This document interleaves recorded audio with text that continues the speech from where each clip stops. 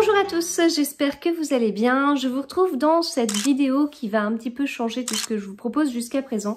Mais je me rends compte que je lis beaucoup plus qu'avant. Et en me posant un petit peu, en réfléchissant, je vois que c'est lié à quelques petites choses qui me permettent de davantage lire. Alors, je dis bien, je lis plus qu'avant. Je lis pas plus vite qu'avant. Je ne lis pas un mot sur deux. Voilà, je lis plus qu'avant. Donc, c'est-à-dire que j'ai trouvé des façons de lire davantage. Et j'en suis hyper contente parce que il existe tellement de livres. J'ai une pile de livres à lire qui déborde et tout. Donc moi, ça me fait bien plaisir de pouvoir lire davantage par rapport à avant. En fait, c'est notamment par rapport à ce que j'ai... Enfin, en fait, je suis le nombre de livres que je lis par an depuis récemment. Et notamment, j'ai lu une 50aine de livres, je crois, en 2019. Alors que là, en 2021, à fin juin, j'avais déjà bien dépassé les 60 livres, voire même 64, 65 livres, quoi, à la moitié de l'année.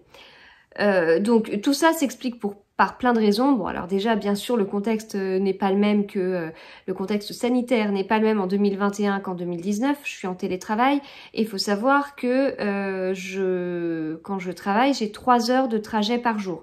Donc forcément, n'ayant pas ou peu ces trajets par jour, parce que j'y suis retournée quelques jours quand même durant ce premier semestre, bah ça fait 3 heures de gagné. Alors c'est pas 3 heures de lecture, hein, pas du tout, mais bon, ça explique aussi un petit peu. Mais il n'y a pas du tout que ça. Donc je vais vous donner mes 10 astuces. Donc comme je répète, c'est pas pour lire plus vite, c'est pour lire davantage. Voilà, les 10 petites choses que j'ai trouvées de mon côté pour pouvoir découvrir plus de livres, ce qui est plutôt pas mal. Alors déjà, le premier point qui a été assez radical, mais qui n'a pas été plus gênant que ça pour moi, c'est que j'ai arrêté de regarder la télé. Voilà, alors on a toujours une télé. Hein.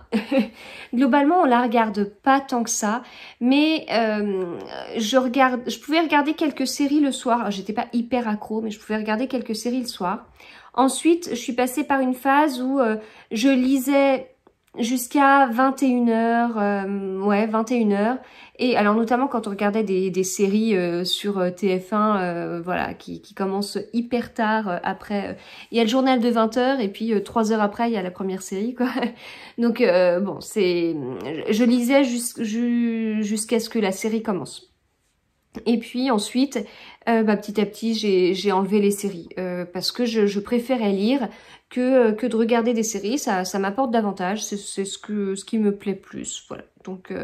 Donc là, ça a été, forcément, ça m'a mis des bonnes plages de lecture en plus dans ma journée et ça a vraiment changé les choses. Donc du coup, première astuce, plus de télé. Enfin, plus de télé. Je regarde je regarde pas la télé, en fait. En résumé, je ne regarde pas la télé, sauf match de foot, à la limite. Important. Deuxième astuce, je lis du coup tous les soirs. Sauf si je sors, etc. Mais quoi qu'il en soit, j'ai besoin de le lire avant de dormir. Ça fait partie de mes rituels de petite fille de 35 ans. Non, mais j'ai besoin de lire, ça me permet vraiment de couper de ma journée.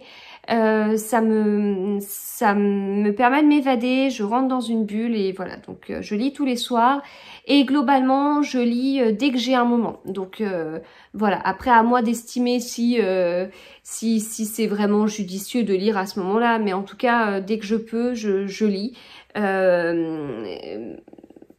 Voilà, donc globalement ça m'aide beaucoup de lire vraiment tous les jours et même un peu, enfin, avec ce besoin de lire avant de dormir. Troisième astuce, alors que j'ai faite un petit peu, mais pas beaucoup, mais peut-être que vous, ça marchera davantage, c'est de mettre son réveil plus tôt. Si vous mettez votre réveil plus tôt, même de 15-20 minutes, et ben ça vous permet de lire un chapitre, voire 3-4 selon la longueur des chapitres.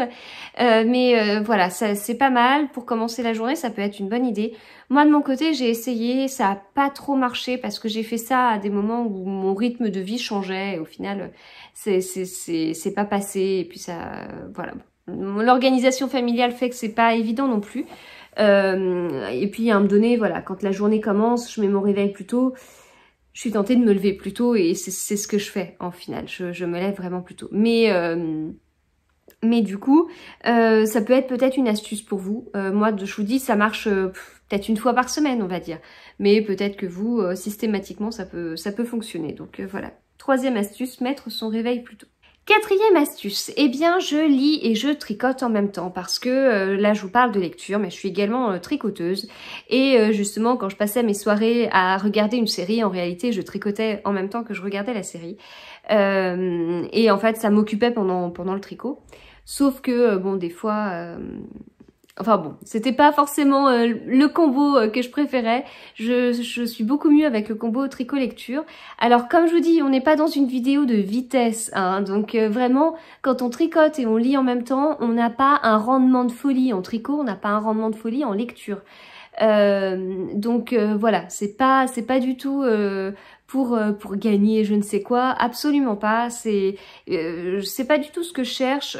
Quand je tricote, la plupart du temps, bah, voilà, mes mains font quelque chose et mon esprit va ailleurs. Et autant que mon esprit soit concentré sur une belle lecture.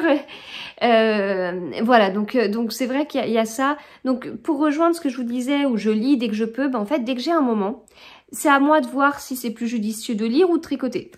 Si c'est pour surveiller les devoirs des enfants, bon bah je vais pas lire en même temps, je vais plutôt tricoter. En revanche, si on va se balader quelque part, en général les enfants prennent un livre dans la voiture, bah maintenant je prends le mien, avant je prenais mon tricot. Voilà, ou des fois ça m'arrive d'emmener les deux. Et selon, en fait, à l'aller je lis, et au retour j'ai plein de choses à dire dans la voiture, donc je tricote et je parle. Voilà. Donc voilà, lire et tricoter en même temps, ça c'est, si vous êtes également tricoteuse et que vous êtes sur cette chaîne pour ça, ça m'a permis de lire davantage en fait, quand c'est mon occupation quand je tricote. Cinquième astuce, le planning de lecture.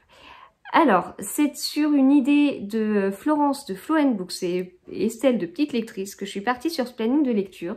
Elles avaient ça, elles en parlaient, elles l'assumaient, tout le monde n'assume pas l'organisation, on a l'impression que des fois c'est tabou. Quand on est organisé, on a l'impression d'être une bête curieuse et pas toujours bien regardée selon les communautés. Et là, elles en parlaient et moi qui adore l'organisation, ça m'a fait rêver. Et j'ai essayé. J'ai été un peu au départ embêtée parce que j'avais l'impression qu'un planning de lecture m'empêchait d'avoir de la souplesse. Et après 3 mois d'expérience, pas du tout, pas du tout. Je fais ce que je veux avec mon planning si en fait je veux changer de livre et le changer par un autre, il n'y a pas de problème en fait, sauf si j'ai une deadline. Mais voilà, donc le principe du planning, bah c'est, enfin moi en tout cas j'ai fait ça comme ça, j'ai fait ça dans Excel et je me mets je mets tous les jours du mois, enfin tous les jours des mois en fait, hein, ça se suit en ligne. Et puis, selon les livres, eh bien, j'estime, est-ce que celui-là, je pense que je vais le lire en 2 jours, en 3 jours, peut-être en 4 jours, voilà, selon s'il y a un week-end, s'il y a des jours fériés, s'il y a un mercredi, parce que je ne travaille pas les mercredis après-midi, enfin, sauf cet été où je pense que je travaillerai les mercredis toute la journée, mais voilà, ça permet, je trouve, de s'organiser. Alors des fois il y a un petit peu embouteillage, des fois j'ai pas bien estimé, des fois j'ai sous-estimé le nombre, non, j'ai surestimé le nombre de jours, donc j'ai de l'avance, et donc ça me permet d'avoir des petits trous pour caser peut-être un autre livre. C'est ce qui s'est passé en l'occurrence il y a une semaine. Sauf que j'ai casé un livre de 400 pages et en fait je l'ai casé sur 1 jour et demi et ça n'a pas fonctionné. Mais voilà, les plannings de lecture, moi ça me permet vraiment de lire davantage parce que, eh bien avec ces plannings, comme j'ai quand même envie de les respecter, même si c'est pas grave si je les respecte pas, eh bien en fait j'arrive à trouver des nouveaux créneaux dans la journée. C'est pas que je vais lire plus, je vais pas lire un chapitre sur 2, etc. Mais je vais, alors enfin dans la journée c'est limité, j'ai un travail qui est quand même bien prenant, mais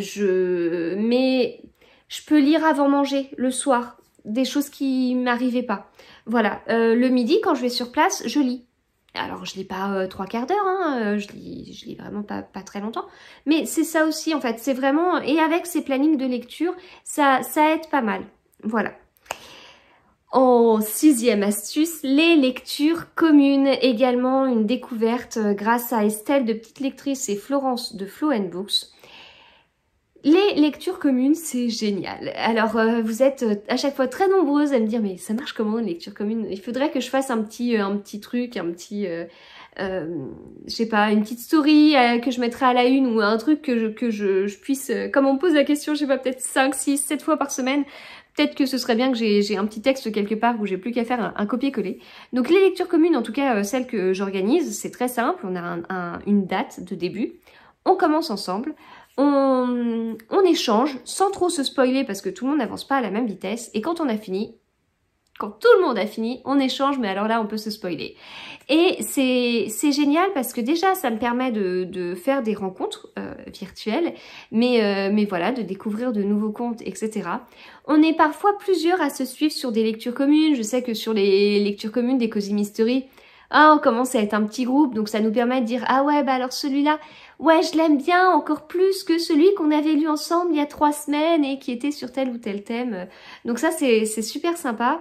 Et puis, quand on est sur un roman policier, sur un thriller, on échange en spoilant.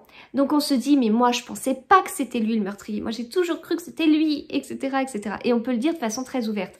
Donc ça permet vraiment d'échanger en toute liberté, quand tout le monde a fini, hein, bien sûr. Mais ça c'est vraiment top. Et puis, des fois on n'a pas le même avis. Et ça c'est très très enrichissant aussi. On n'a pas le même avis sur l'écriture, sur l'histoire, sur le rythme. Voilà, je suis tombée sur certains livres où il y a des personnes qui l'ont détesté. Alors que moi, oui, mais sans plus, et d'autres personnes l'ont adoré. Et donc c'est très chouette aussi de pouvoir échanger sur ça parce que, voilà, moi je le lis, je me fais mon propre avis. Mais quand derrière, des personnes disent « Ouais, mais ça m'a titillé », et ben c'est intéressant de pouvoir échanger en fait. Et du coup, pourquoi moi ça m'a pas titillé? Est-ce que je suis passée à côté ou est-ce que je l'ai lu et bah non, ça m'a pas gênée. Et au contraire, parfois moi je suis vraiment gênée par des choses et je me retrouve avec des personnes que ça n'a pas du tout dérangé. Donc j'aime bien du coup ce principe des lectures communes et ça motive, notamment pour certaines lectures. Alors je pense à la biographie de Marie-Antoinette, j'avais participé à la lecture commune organisée par Florence et Estelle. C'est génial. Jamais j'aurais pu penser que j'étais capable de lire un livre écrit par Zweig, ce qui pour moi était déjà un peu inaccessible, et en plus une biographie d'une reine, quoi. Enfin, c'est quand même pas mal. Mais voilà, lecture commune, étalée sur tout un mois, parce qu'on était quand même sur un pavé, et puis voilà, sur une lecture peut-être un petit peu plus exigeante. Mais vraiment un petit peu plus, parce que globalement c'était quand même très accessible, et voilà, motivé par l'effet de groupe et tout, eh bien c'était chouette. Donc voilà, c'est les lectures communes, c'est une super astuce pour lire plus.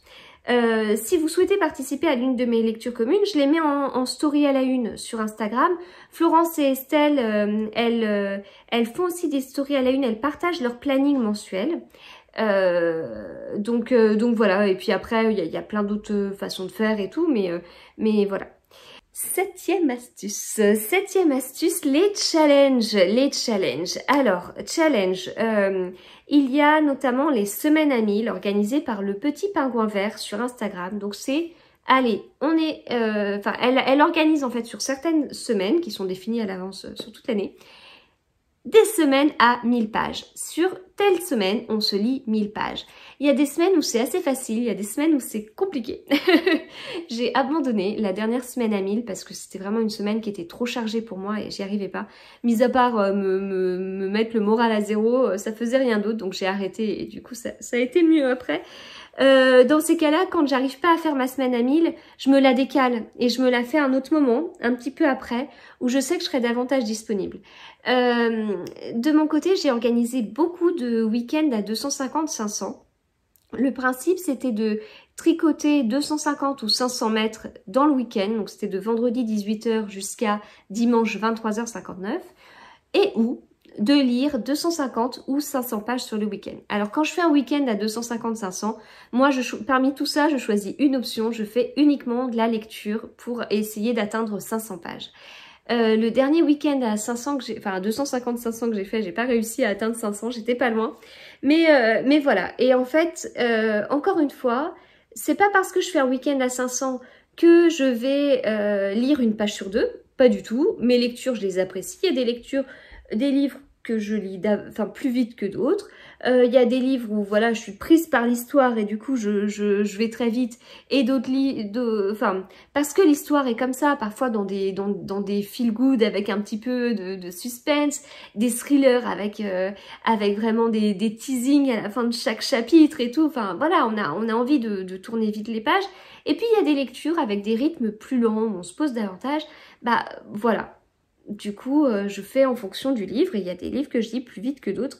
Mais quoi qu'il en soit, je lis chacune des pages. Mais pour pouvoir réussir mes challenges, je me trouve d'autres moments dans le week-end, des moments pas prévus. Par exemple, c'est vrai qu'avant, je cousais les samedis matins et les dimanches matins. Bon, bah petit à petit, la couture, j'en fais beaucoup moins, ça m'intéresse beaucoup moins. Bon, je remplace davantage par la lecture. Mon petit plaisir en ce moment, c'est de prendre un petit déjeuner rallongé. C'est-à-dire que donc en général, les week-ends, je me réveille avant 7 heures. Je fais pas mal de petites choses sur Instagram. Je programme un peu les choses que j'ai prévues par rapport à tout ce que je peux faire sur les réseaux sociaux, étant donné que j'ai des journées bien pleines avec mon job principal, tout ce qui est réseaux sociaux, ça passe après les week-ends sur mes moments libres en fait, hein, forcément. Donc j'aime bien organiser ça. Ensuite à 8 heures, je me lève, je prends mon petit déjeuner, et petit déjeuner avec un livre. Et là, le petit déjeuner, je peux le faire pousser jusqu'à parfois 9h30 en fait, où voilà, je prends mon temps pour finir mon thé, etc. Et donc c'est un moment de lecture en plus. Voilà, si je fais de la couture, et ben en fait je suis en train de coudre à partir de 8 heures avec mon petit déjeuner en même temps quoi. Enfin, voilà. Donc ces petits challenges, c'est chouette, c'est des petits défis, c'est des défis personnels. On se dit tiens, bon allez, la dernière fois j'ai fait 300 pages, est-ce que là je suis capable d'aller jusqu'à 350? Mais il n'y a rien derrière, il n'y a rien à gagner, il n'y a rien à perdre, ça change rien, je vous dis, si on apprécie une lecture, on l'appréciera avec ce challenge, si on l'apprécie pas, on l'appréciera pas. Mais c'est assez rigolo et assez stimulant. Alors, 8e astuce, qui est une astuce que j'ai découverte il n'y a pas très longtemps, un peu par hasard. Je suis fan de marque-pages. Voilà, j'adore les marque-pages. Vous voyez, là, c'est un marque-page de Saléandre, qui est une fille qui fait de l'aquarelle que je suis sur Instagram. Là, on a le marque-page de Karine Degore, voilà, que je suis aussi sur Instagram, qui tricote et qui lit, qui fait de superbes illustrations. Là, je sais pas si j'en ai d'autres. Oui, il y a ces marque-pages. Je sais plus qui c'est, mais voilà, ils sont trop beaux. Et j'ai plein de marque-pages comme ça. Là, il y en a un autre du Prince au petit pois. Voilà, j'en avais acheté pour l'automne et pour Noël. Donc j'adore les marque-pages. Le problème, c'est que quand on lit un livre, on a besoin d'un marque-page. C'est tout. Et j'ai testé un truc il n'y a pas longtemps, et depuis j'adore en fait, et je continue, c'est que je me mets un marque-page par chapitre. Alors, je fais pas tout le livre, donc là, c'est-à-dire que je vais commencer le chapitre, le marque-page, je vais le prendre, je vais le passer au chapitre 18, voilà. Et puis petit à petit, je les décale comme ça tout au long de ma lecture. Pourquoi c'est chouette ? Bah déjà parce que je vois tous mes marque-pages que j'adore, parce que ça peut me permettre de découvrir plein de petits illustrateurs et c'est trop cool, mais surtout ça me permet de savoir dans quoi je m'engage en fait. Enfin c'est très bête, mais si vous choisissez l'astuce numéro 3 qui était de mettre son réveil plus tôt, eh bien le matin, bon vous mettez votre réveil plus tôt, mais vous avez quand même un temps limité quoi, avant que la journée commence. Si vous avez un quart d'heure, si c'est un chapitre qui fait 25 pages, 25 pages, en plus les chapitres qui font 25 pages, c'est souvent des livres qui sont peut-être plus prenants, ou peut-être, plus exigeants. Et donc, peut-être que vous n'aurez pas le temps, un quart d'heure, de lire vos 25 pages. Du coup, là, ça permet de savoir très vite dans quoi on s'engage, en fait. Tiens, j'ai 5 minutes, oh, pas de souci. Là, chapitre un peu plus long. Voilà. Donc moi, ça m'aide beaucoup par rapport à ça. Parfois, il y a des livres avec des chapitres hyper courts.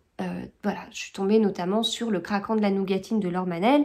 Les chapitres, ils font environ 2 pages. Je ne mets pas un marque-page tous les 2 pages. Du coup, là, je vais mettre un marque-page toutes les je sais pas, peut-être toutes les 15 pages, toutes les 20 pages, voilà. Donc je laisserai passer 3-4 chapitres d'un coup. Je me fie plutôt au nombre de pages qu'à la fin d'un chapitre. Mais ça me permet vraiment de me dire, pareil le soir, si bon, il est tard et qu'il faudrait bien que je me couche, mais je suis quand même dans mon livre, je regarde, oh, petit chapitre, allez, je m'en fais un en plus. Voilà. Donc ça, c'est une astuce, ça marche très bien sur moi. Alors, 9e astuce, eh bien, 9e astuce, c'est le site Livre Addict. Livre Addict, c'est un site qui permet de noter ses lectures, d'organiser avec des listes, etc. Les livres sont déjà entrés dans le site. Si vous en trouvez pas, vous pouvez vous-même les rentrer. Et ils sont bien classés par édition. Parce qu'en fait, chaque édition n'a pas forcément le même nombre de pages. Et dans Livre Addict, le nombre de pages est important. Moi, j'utilise Livre Addict quasiment que pour ça. En fait, j'utilise Livre Addict pour 2 choses. Mais une des 2 choses, c'est la carte du monde de la nationalité des auteurs. Mais ça vous intéresse pas pour lire plus. Mais le deuxième truc, c'est qu'en fait, quand vous rentrez votre lecture en cours, vous avez une barre de progression. Et moi, j'aime beaucoup tous les soirs entrer le nombre de pages que j'ai lues, ou même si c'est une journée, genre un samedi où je lis beaucoup dans la journée, je vais même rentrer mon nombre de pages plusieurs fois dans la journée. J'actualise et hop, ça calcule le pourcentage et je vois ma petite barre de progression qui évolue. Et ça, c'est assez stimulant en fin de compte. Voilà, c'est de la même façon, vous voyez, vous êtes là, vous arrivez à 47% du livre, vous dites allez, oh, je finirais bien la journée à 50% quand même. Ce serait pas mal, je me dis allez, c'est bon, j'ai lu la moitié du livre, etc. Ça arrive parfois que le nombre de pages entrées dans Livre Addict soit pas correct. Voilà, des fois, il y a une erreur de 50 pages quand même. Je sais pas comment faire pour modifier. J'ai déjà créé des pages pour des livres, mais je sais pas comment modifier quand la page a déjà été créée. Mais voilà, petite astuce, en tout cas, suivre sa progression. Et c'est assez rigolo, c'est très visuel, donc pas mal. 10e astuce, un petit peu dans le même style, c'est Babelio. Donc moi j'utilise beaucoup plus Babelio comme site un peu de ce style-là. Donc je note mes lectures, les livres qui entrent dans ma bibliothèque, même si je suis pas tout à fait à jour, mais voilà. Donc je vais noter, en fait, quand je commence un livre, je vais sur Babelio et je mets, voilà, ce livre est en cours, je l'ai commencé le 25 août, et puis une fois que je le finis, je dis tiens c'est bon, je l'ai fini le 27 août, voilà. Et puis lui, il garde toutes ces informations. Ces informations, ça lui permet de se dire bon, alors ce livre en fait, il a été lu au mois d'août, donc selon si vous utilisez l'appli ou l'ordinateur, il n'y a pas tout à fait les mêmes visuels qui sont proposés, mais sur l'appli, il y a juste un petit histogramme avec, en fonction du nombre de livres que vous avez lus par mois, donc ça permet de voir, eh bien, comment ça se passe en fait. Donc moi je sais très bien que j'ai eu une petite progression là de mars, avril, mai, juin c'est un peu redescendu. Bon bah je pense que juillet ce sera peut-être comme juin et puis voilà, et peut-être que septembre ça redescendra en fonction du contexte sanitaire et comment ça va se passer. Mais voilà, c'est très visuel et en plus de ça il y a une courbe j'allais vous dire un terme qui n'a rien à voir et qui est lié à mon travail, le nombre de livres en cumulé. Voilà. Donc voilà, du coup, ça vous permet de voir petit à petit que votre courbe, forcément, elle augmente et où est-ce que vous en êtes. Vous pouvez vous fixer un objectif de nombre de livres à lire dans l'année. Donc moi, c'est ce que j'ai fait. J'avais estimé l'année à 70 livres en me disant, bon, quand même, je pensais que j'irais beaucoup plus sur place, etc. Ce 70 livres, je l'atteins là à mi-juillet.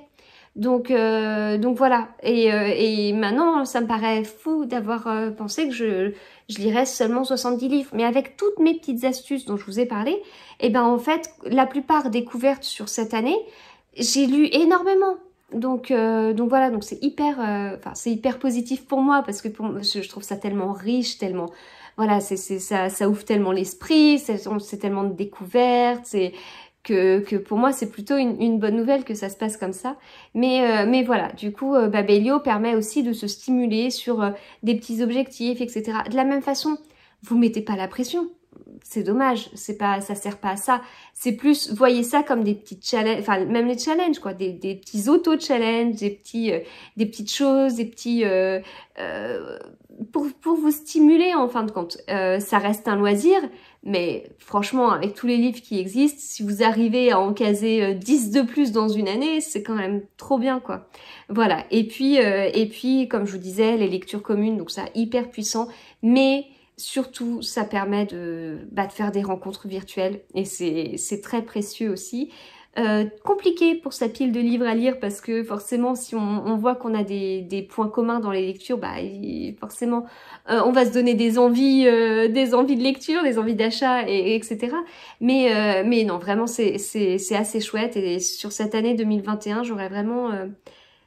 Pour l'instant, je vis la lecture de façon totalement différente, voilà. Donc j'espère que ces astuces, en tout cas, vous auront été utiles. Si vous voulez en ajouter d'autres, n'hésitez pas, ça pourra enrichir un petit peu tout ça.